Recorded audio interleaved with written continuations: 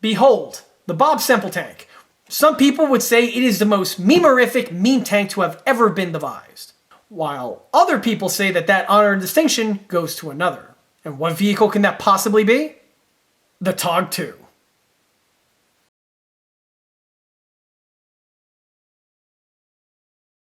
Hey everyone, this is John from EastCoastArmory.com, and I'm here today with a model showcase video for this 1/72nd scale British TOG 2 Super Heavy Tank.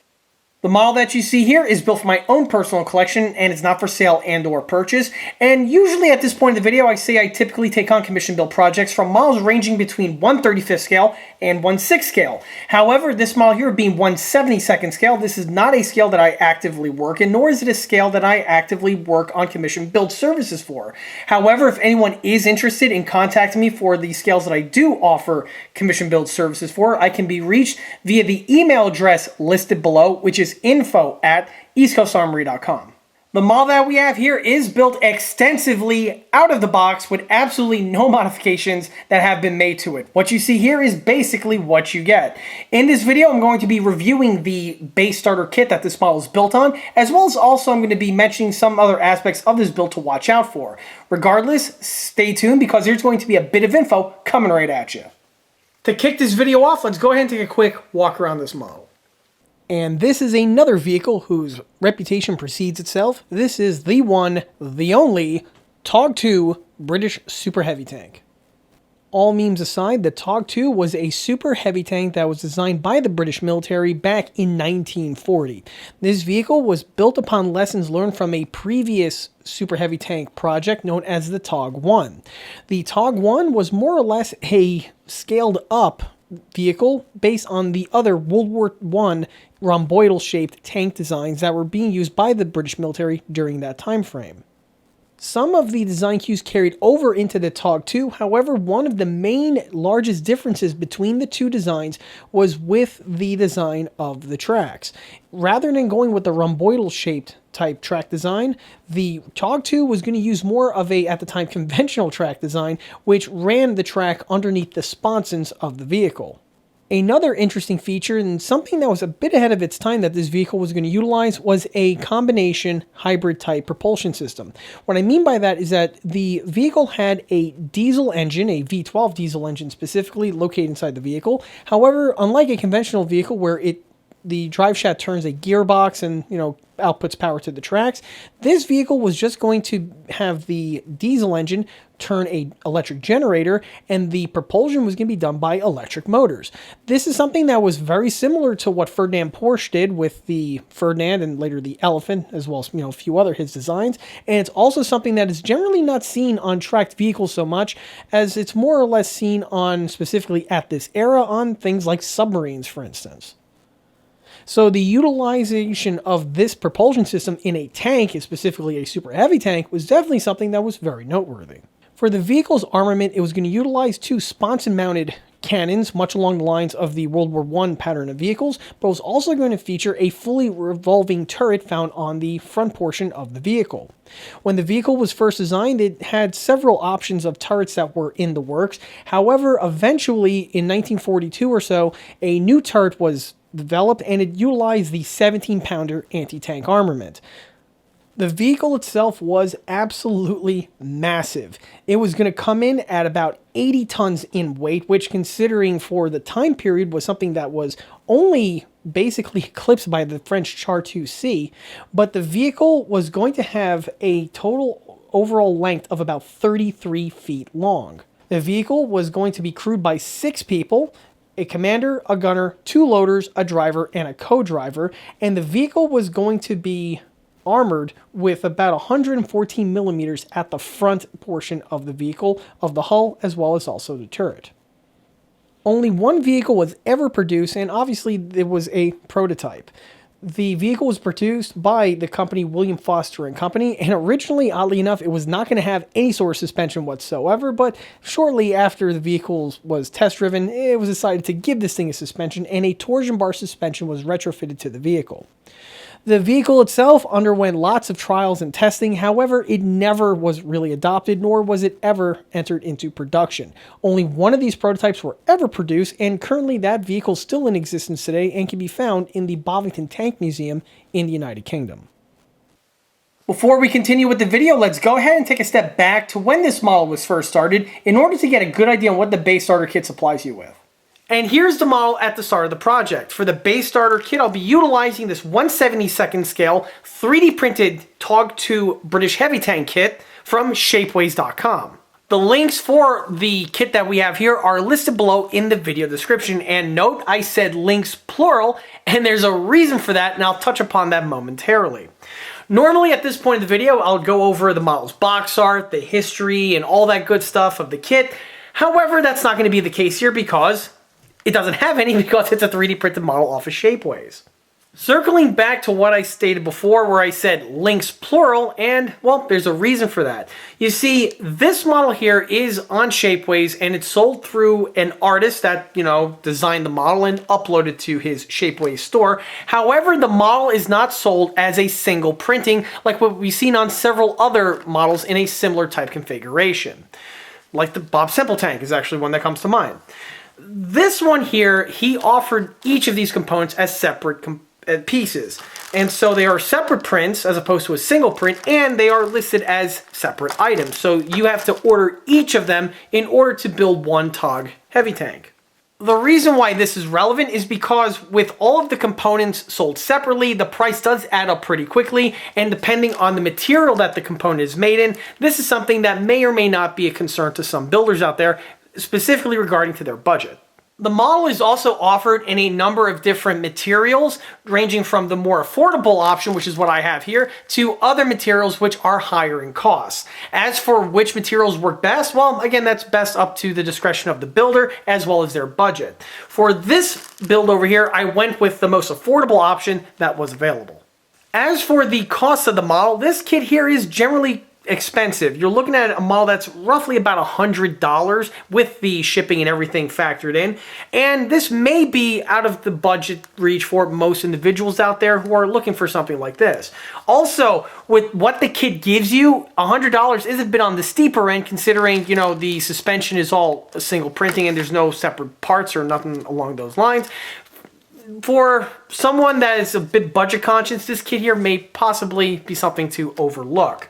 However, as for me obtaining this kit, I actually got it for less than $100 because I purchased this model on a Cyber Monday sale, which the price was reduced. So that is another life hack out there if you're looking for one of these kits and you want to save a little bit of money and you have the time to wait. Shapeways does offer some discounts sometimes. Their biggest and most notable is the Cyber Monday sale. So that is something to factor in.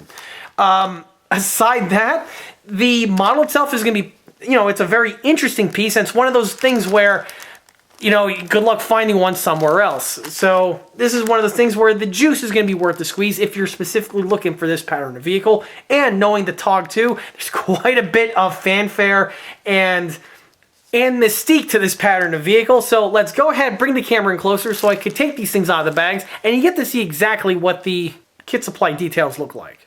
Okay, so taking the parts out of the bag, I'll just go ahead and just remove them from the Ziplocs. It's not like it's anything substantial. It's just a bunch of nicely individual packed Ziploc bags called shapeways.com. Which, by the way, their bags are actually really good quality. So there's that. They have that going for them. I recycle them and I use them for other things. Okay, so here go the parts now strewn out here on the table. This here is the entirety of the kit. It is a 4-part kit. So the first is the actual hull itself. One thing to point out is the size of this model. Yes, it is only 1/72nd scale, but it is a substantially long 1/72nd scale tank to boot. So here you can see the underhull details. We have what looks like some kind of a suspension type system. And with the camera hopefully zoomed in, you get to see some of the molded, or what more normally would be molded in this case, integrally printed on details. So we have the idler tension system right there on the front. The details are there. You can definitely make them out. I see some fasteners as well as some threading on the components, which is pretty impressive considering the material. We have here the visor on the front as well as what appears to be an MG. On the top portion, we have some nice panel line detailing. You can see the rivets found on these sections over here, as well as some doors and access panels. We have what even appears to be a tow hitch type system, and it is integrally drilled out, so that's good. On the top, we have the exhaust manifolds. For the scale and the medium, they're perfectly suffice for the job at hand.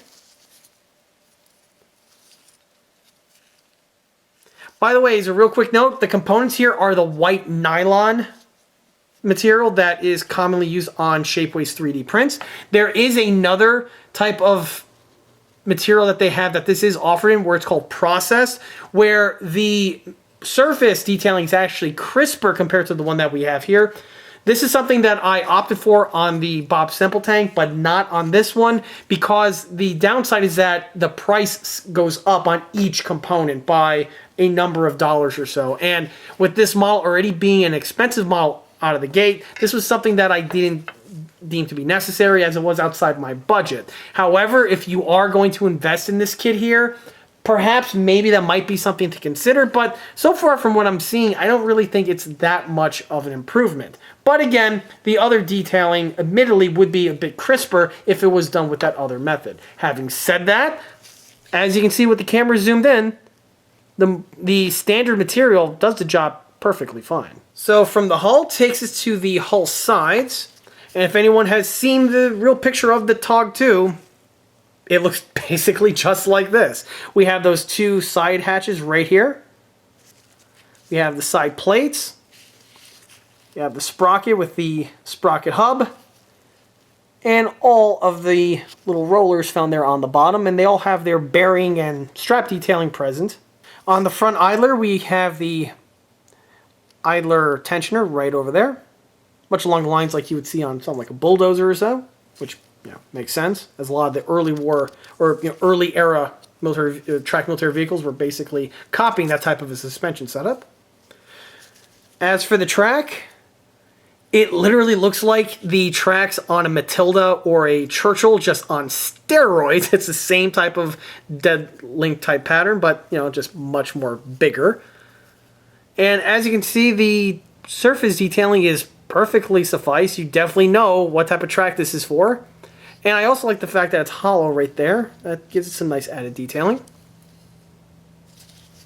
On some other kits out there, the suspension, like I touched upon before, would have been a separate bit of tooling, and you'd have to assemble all of the wheels and the track and all that good stuff. On this one here, that's not the case. It's just a simple printing. This is very much along the lines of like what you would see with cast metal, small scale, braille scale type military vehicles, where these pieces like this would either be cast in resin or in a metal type material. It's much along those lines. So if you're used to working on those type of models, this one here should be like, same stuff, different day.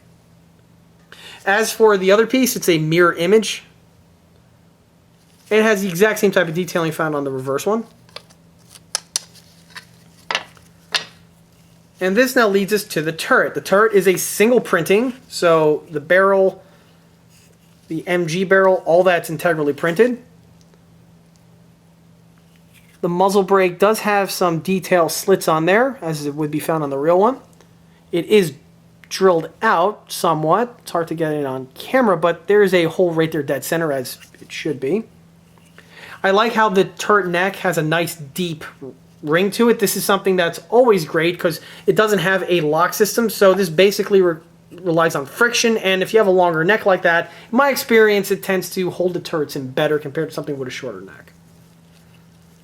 As for the remainder of the details, you can see the rivets and the fasteners right there on the side. Everything is as it should be, or at least from the pictures I've seen of the real vehicle that's in Bovington. On the top portion here, you could clearly make out the British pattern of split hatch cupola, along with the other pattern of split hatch loader's hatch, which is seen on other British tanks. Periscope details, other fasteners, air blowers, all that's present, and it definitely looks the part. Let's try fit. Ooh, that's very nice. It's a very nice, positive, snug engagement, which is great. There's nothing annoying or more annoying than having something really, really loose like that, so you can't even, handle it around. Nope, that's not the case there. And as you can see, the fit is perfect, to the designer's credit, of course. Let's see if how well these go on. And by the way, this is my first time even touching this model, so I'm trying to see if there's any type of locking mechanism or something for the tracks. And, well, yeah, it just lines up accordingly to certain key points. And poof! There you go. We got ourselves a British TOG 2 fully assembled. Sans the glue, of course. So, there you go. It's a simple model, like I stated before.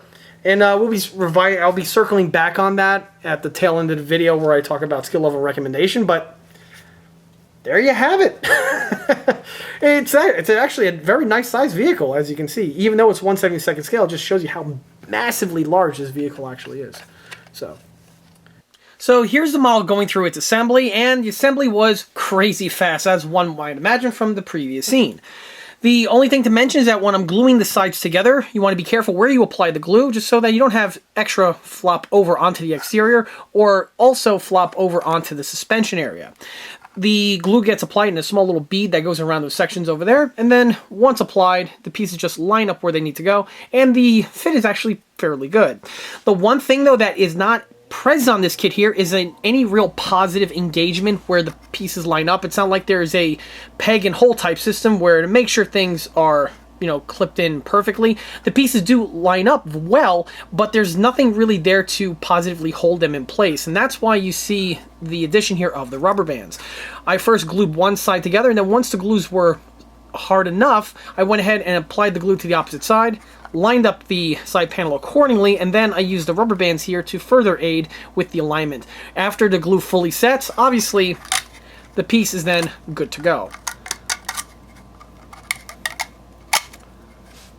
And that's really all there is to the actual construction of the model. What I am going to do, though, is I am going to take some really fine, thin super glue like I have right over here, and I'm just going to go ahead and just apply it with a piece of wire into this seam area where this stuff is really, really runny. This is like the watery thin type super glue, and once it makes contact with the surface, it'll just suck into the seam work and it'll just absorb it really, really quickly, and it'll give just a little bit of extra strength to the piece as a whole. But as you can see, the part goes together, fairly quickly. The thing that took the longest to do was just waiting for the glues to set. And once they set, there you go. We got ourselves a fully assembled TOG 2, and at this point, this bad boy is ready for painting. With the model completed, the first thing we're going to look at is the suspension and the running gear. As we saw before, all of the details that are present on this model are integrally printed on as a single printing, so there's no construction of any sort in regards to assembly of the running gear, like the wheels, the sprocket, the track, nothing, none of that. What you see is what you get. But that doesn't mean that the model isn't intricately detailed in that regard. So with the model brought in closer, you can see that I went ahead and carefully painted the track separately from the remainder of the model's paintwork. This is just done to illustrate that the track is, a separate piece, and if everything was just overpainted with the camouflage and the base coat, this is something that can detract from the look of the build. Fortunately, with the way everything is painted, the detailing is so good that you could go in here with a very fine paintbrush to make sure that the track is thoroughly painted, and once it is, it's going to yield for some very nice and realistic results, almost as if the track was a separate component that was glued on, like it is on most other, smaller scale builds. If I bring the model to the opposite side, hopefully this should come out on camera. If I didn't mention that the track was one piece, it would be hard for anyone to probably realize that the piece is a single printing. The remainder of the track was also painted on the bottom portion as well. And by the way, this is jumping ahead to the paintwork. All of the paintwork that you see on this model outside of the base coat was all applied with the paintbrush. And this also includes painting the tracks. Of course, the model itself is thoroughly primed with flat black spray paint before I go ahead and add the, the camouflage, the base coat, and also the colors for the other odds and ends. The track itself is painted with Tamiya flat black, and again, this was all done with a paintbrush. I utilized 2 paintbrushes for the job, a broader stroke paintbrush to paint the faces, but the devil in the details was making sure that the inner portions here were painted and there weren't any bleed-throughs into the remainder of the paintwork. And this was facilitated with a very fine paintbrush that was also brand new. This is one of those things where you want to have a nice new paintbrush when you do this job, because if you have any flingies on the brush or whatsoever, it's just going to cause problems and you're going to get paint contamination in places where you don't want it. Along similar lines, you also don't want to have the paint in a super thin and ruddy consistency. The paint needs to be just right. If it's too thin, it's just going to bleed all over the place like a wash, and that's not something that you want for some applications. And if it's too thick, it's going to be too chunky. So you want to have that nice happy medium. With the track over here, it was very important so that I could thoroughly paint everything in the condition that you see here without there being any sort of collateral damage. Outside of the paint work being done with a paintbrush for the track itself, the track was also weathered with the airbrush with some diluted flat white just added to the face to give it that grayish parkerized oxide type finish, and then the remainder of the paintwork was applied via the dry brush, and that's the scratched metal surface that you see here, and this is done with silver paint. The dry brushing was done to all of the areas on the track, giving you for the final result that you see here. Moving topside brings us to the exhaust manifolds. Again, nothing to mention outside of the weathering agent that was added to this. I utilized Sophisticated Finishes Rust Agent, which is a 2-part type mix. You have this iron paste type paint, and then there is a additive agent that gets brushed on after the iron paint is dry, and that triggers a chemical reaction with the iron, giving it for the rust look that we have here. This is actually real rust, and I have utilized this product on a number of the other builds that are seen on this channel, both in large and smaller scales. Outside of the rusting agent, of course, the airbrush was added to add a little bit of exhaust soot that we have right here on the tail sections of the exhaust manifolds. From the exhaust takes us to basically the MGs. You don't want to forget to paint those on this model, and that's basically it. There's nothing else going on here detail-wise or any other thing to really watch out for outside of, making sure that the hull is thoroughly glued together and, you don't have any gaps or the glue set properly. Outside of that, there's nothing else to mention. The turret is totally stock, as is the hull, and this leads us directly to the paintwork. So starting with the paintwork, like I stated before, this model was first primed, and my primer method is using flat black spray paint from the El Cheapo brand that's found in the Home Depot. I've mentioned this in a lot of my other videos for basically the same exact reasons. First, it is extremely affordable. In this day and age, you want to save as much money as you can, and on top of that, when you build as many models as I do, you want to save, money where you can, and the usage of that paint is excellent. The paint is really convenient. It's just a spray paint format, so it goes on really, really easy. And on top of that, the paint is actually some pretty good quality. It applies really thin, and it dries in a nice flat manner. And, it's just a good quality paint, despite how affordable it really is. Some people out there, they like to use a gray primer from some modeling brand paint of one flavor or another. That will also work too, but me personally, I just like the results of using flat black as a primer as opposed to a gray, specifically on my static smaller scale builds. You have to have a primer added to this model, whichever flavor you use, and part of the reason is one for just helping the paint adhere to the surface, but the second reason is with the material. Because, as we saw before, this is 3D print, the material out of the bag does have some slight grain to it, and the primer will do a fantastic job in sealing that off and giving the model a much more smoother appearance compared to in its El Natural state. So that's why the primer is absolutely required on one of these 3D printed models. The next thing I mentioned was the base coat. For the base coat, this was applied via the airbrush, and I utilized acrylic paints. The brand I used was Mission Models, and I've been using their paints quite a bit lately. I really like their paint. It's an excellent quality paint, and it's one that I've had some very good results with. And as you see here, the paint just went on without any sort of problems. After a coat or two with my airbrush, I was happy with the result, and then from there I was able to go to the next step. As for the color that I used, sadly I do not recall. I'm not in my shop right now and I don't have the paints on hand, but it was one of the drab US Army drab colors that they have in their lineup. The remainder of the paintwork is all done with the paintbrush. And the camouflage that you see on here, I based off of the real TOG 2 that's currently in the Bovington Tank Museum, and that one is in a camouflage format like the one that you see here. So the camouflage is, again, all done with a paintbrush, and for the colors, I utilized Tamiya for this. The tan colors here is, I believe, buff, if I'm not mistaken. And I went ahead and just, again, applied it in the following locations. And for the black, this is just Tamiya flat black, or I believe it's NATO black. It's one or the other. I want to say it's flat black. After the camo was added to the various locations, it was then ready for the weathering. As I mentioned before with the tracks, when you use a paintbrush to apply a camouflage pattern, this does have some skill sets in its own, and it does differ a little bit from the airbrush. Usually, you know, if anyone watches my channel, you'll know that I typically use an airbrush for my camouflage work. However, for smaller scale builds, I tend to stick with a paintbrush just because the airbrush is not going to be able to get as crisp of a line for the scale as a paintbrush can. So that's why for my 172s and even some of my 148s, I tend to roll with a paintbrush. For the actual technique, this is where the consistency of the paint is going to be absolutely paramount. Like I touched upon with the tracks, if you want to have it at just the right thickness.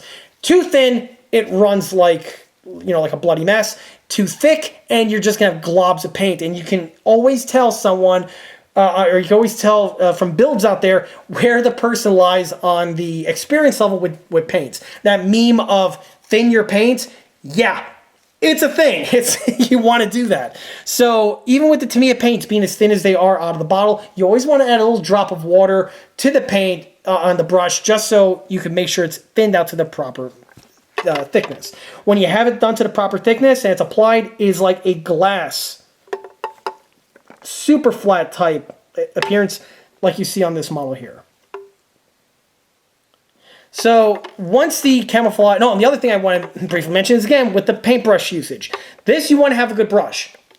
I cannot stress enough, if your brush is older or it's got some flingies on it, either take care of the flingies by, you know, a bunch of techniques out there how to do that, or just use a fresh paintbrush. This is one of the things where you definitely don't want to use the value pack paintbrushes like the ones you find in craft stores where it's like assorted sizes.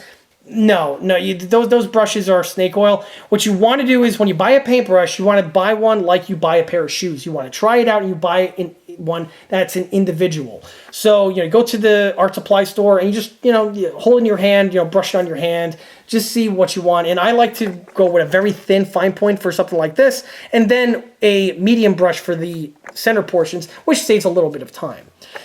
So, with the paint application out of the way, this leads us to the weathering work.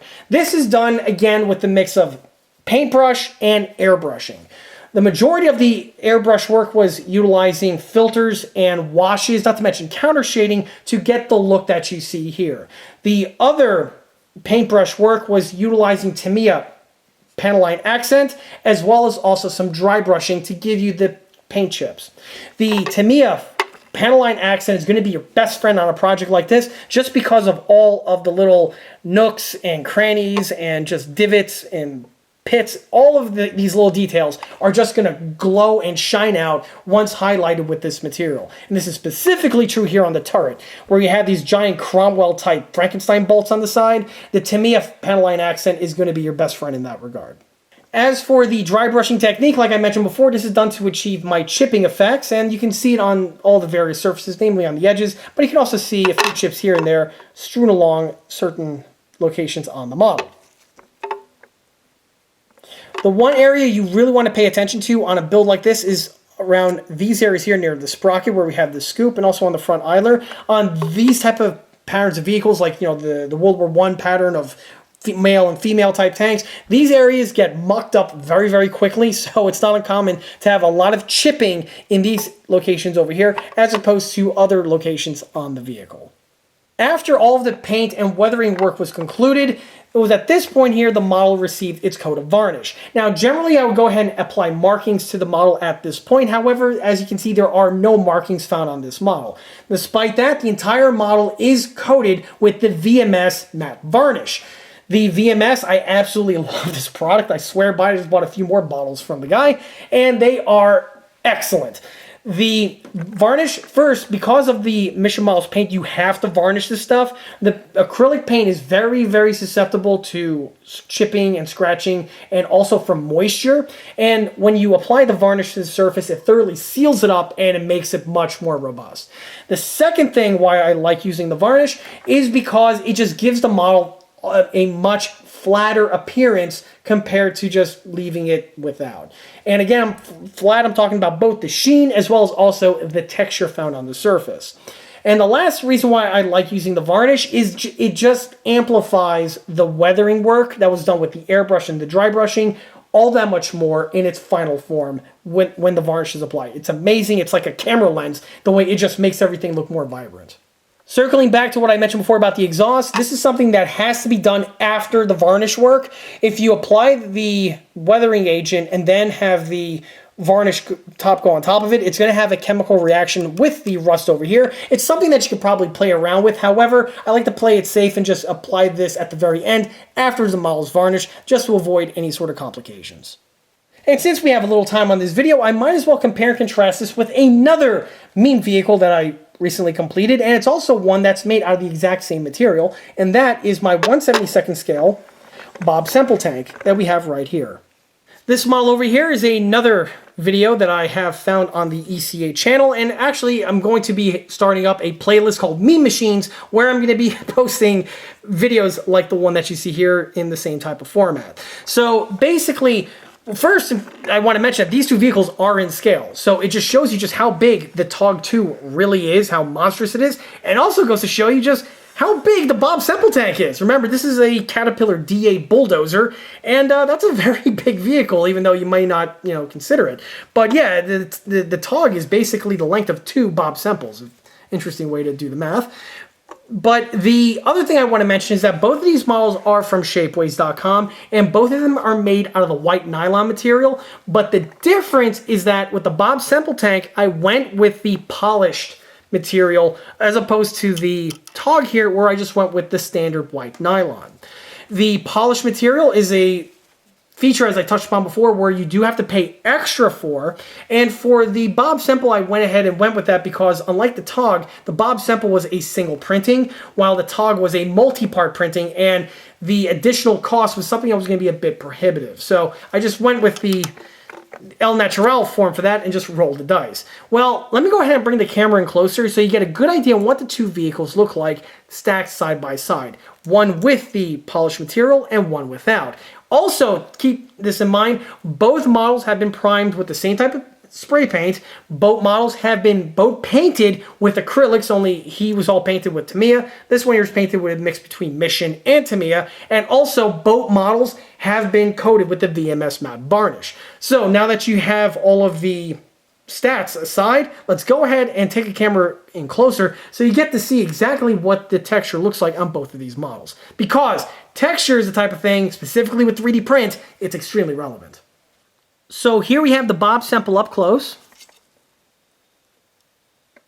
And as you can see, the surface is basically as flat as one can be. And one would argue this looks like a resin casting, a high quality resin casting specifically. And there's really no signs of any sort of grain or print lines or anything along those, well, lines. And this again was the polished version. So let's look now at the Bob Semple, or I'm sorry, the TOG 2.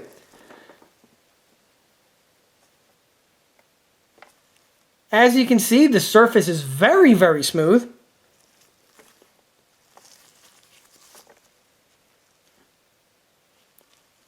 And if you didn't know any better, you would also think that this is nothing more than just a resin casting. Remember, this one here is just standard, wild white nylon material, or just the standard unpolished or unprocessed, that's the word I'm looking for, unprocessed white nylon printed material. And it is basically on par with the polished stuff. Now, I'm not saying that the polished stuff does not have its purpose or is that it's snake oil or anything, but it just goes to show you that once you apply the paint work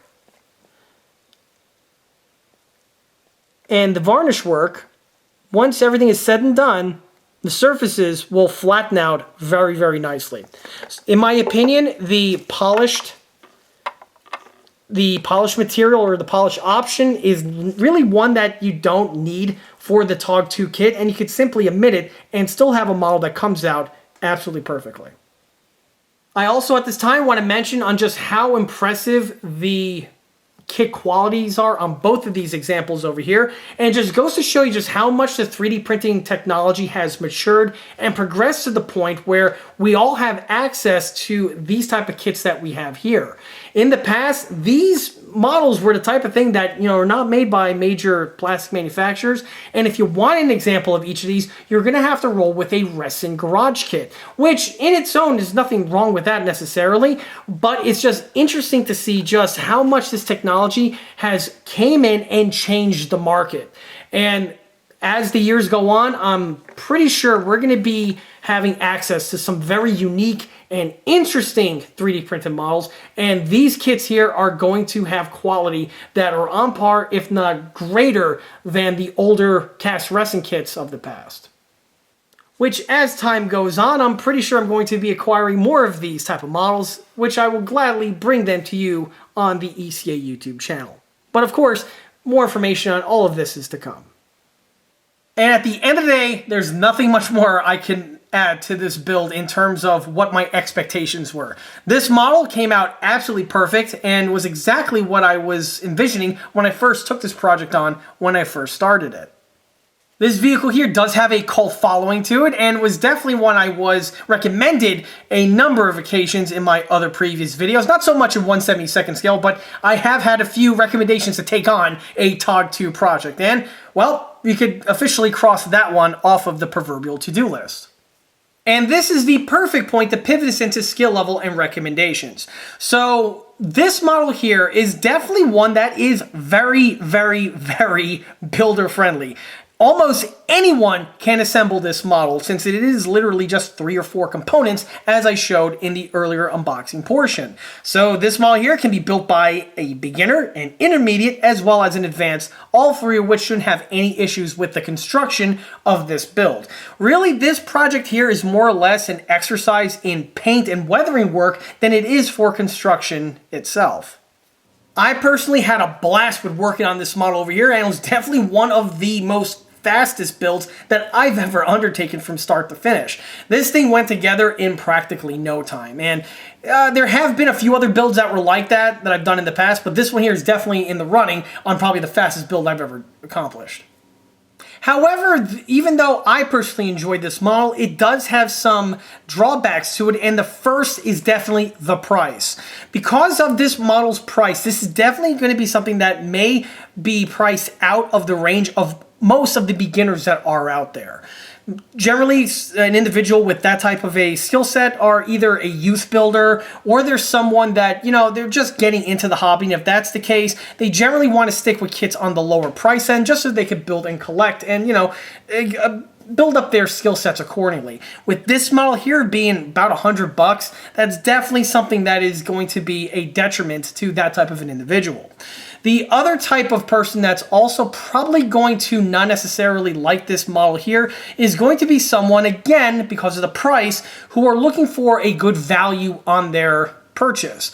I have had some individuals contact me in the past asking some questions about some kits that are out there where they want a model where they could drop some money on and be the type of build where they can pace themselves. The type of thing where, they could take their time and build accordingly over a duration of time. And at the end, they had their dollar value, be put to good use. This is definitely not going to be the type of kit for that. Even as I touched upon before, with this kit being more or less a exercise in paint and weathering, it is still going to take a fraction of the time compared to most of the kits that are out there on the market. If that's you, this is really not something that's going to be more to your liking. If anything, stick with a super kit, something from like Ryefield or Hobby Boss, something along those lines. That'll be the type of thing that you get more value from your dollar purchase. This model here is really a niche of a niche where you absolutely cannot, go through life without acquiring an example of one of these models in your collection. for one reason or another, that's really more or less the type of person who this kit is really designed and geared for. And if you are the type of person that can look past the initial price point for one reason or another and absolutely love this vehicle, well then, if you are an intermediate to advanced range builder, I definitely recommend this kit for the simple fact that at this point here, you should have your paint and weathering techniques all squared away, and if that's the case, you're going to have a lot of fun doing the paint work on this model here, as I just did, or as I mentioned earlier on before in the video. And if I didn't know any better, I'd say we just trespassed or wandered into recommendations. So first and foremost, if you're just a fan of British World War II armor, British tanks in general, the TOG 2 here should definitely be on your radar, if not on your to-do list.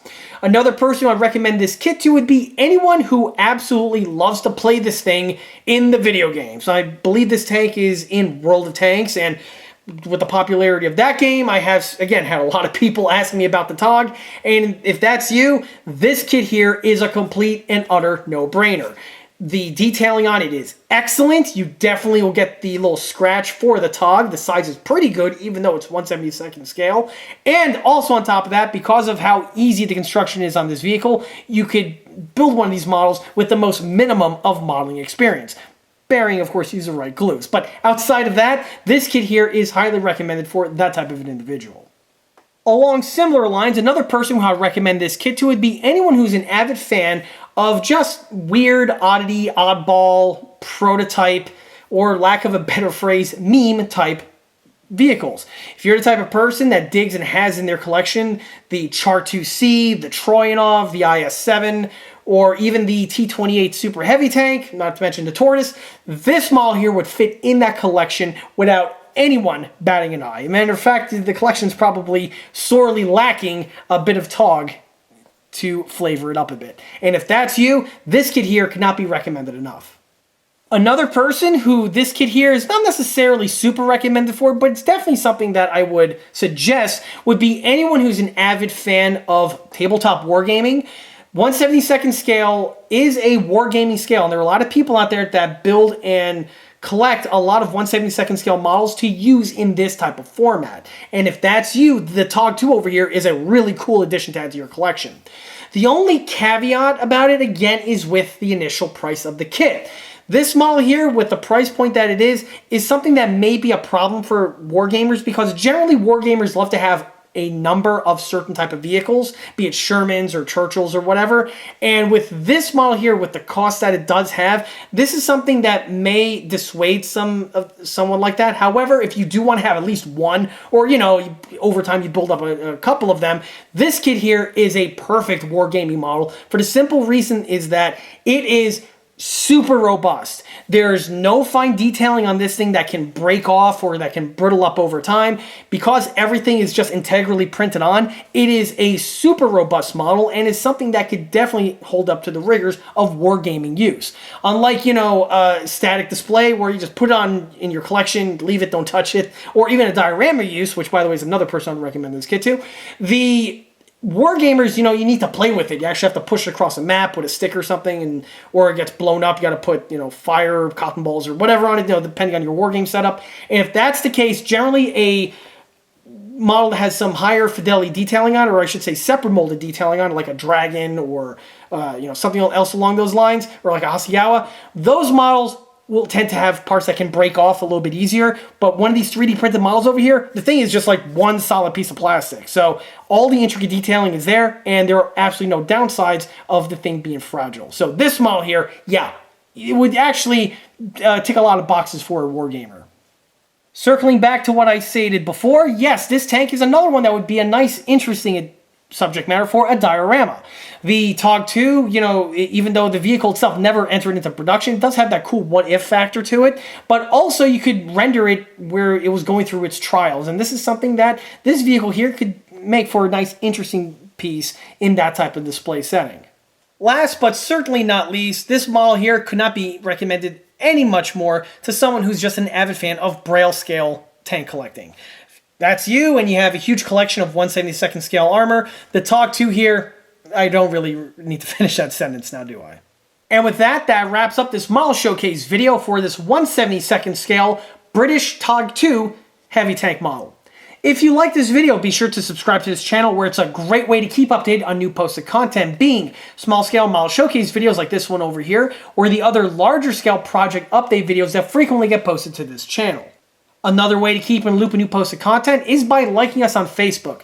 There, I have more photographs of this particular build, as well as the photographs of the other smaller and larger scale builds that have been seen on this channel in the past. Furthermore, don't forget to swing by eastcoastarmory.com for more 1/6 and 1/16 scale builds and detail components. Thanks again. I'll be seeing you all again on the next one. Till then.